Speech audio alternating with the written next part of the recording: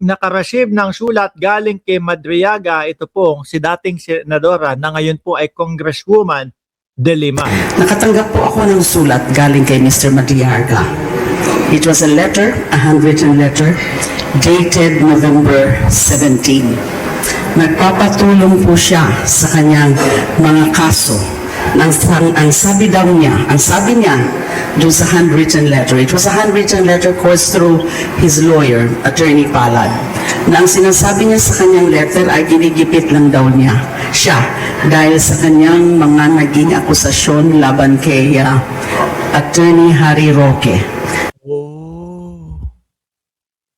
Sila pala may style ng mga ganun, ano? Doon sa kanyang, ang sinasabi niya sa kanyang letter is that dahil meron siyang sinampang kaso about land grabbing sa... Yan, si Roque, yan. Ang daming hindi maipaliwanag ni Roque. Pati yung pagkabakla, hindi hindi maipaliwanag.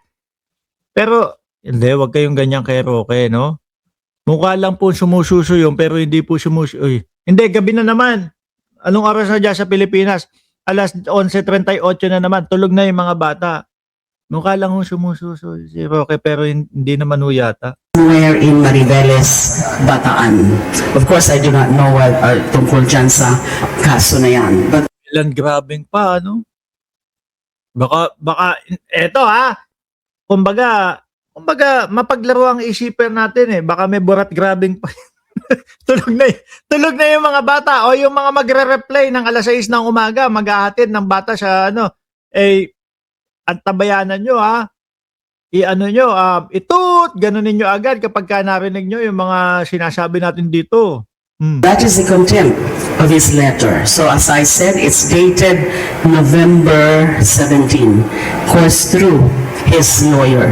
And then, nung nagkaroon nga ng affidavit, which was notarized November 29, I received that copy of the affidavit. At syempre nakita ko, napaka-sensitibo, napakabigat ng kanyang mga akusasyon, hindi lang laban sa VP, kay VP Sara, kundi meron din siyang mga sinasabi tungkol sa dating Pangulo. Meron siyang mga nabanggit na mga personalidad. Meron siyang mga nabanggit na mga alleged delivery. Kung ibe-versus mo po ito, pagtatapatin mo yung idol ng mga DDS na ano pangalan ng idol ng mga DDS?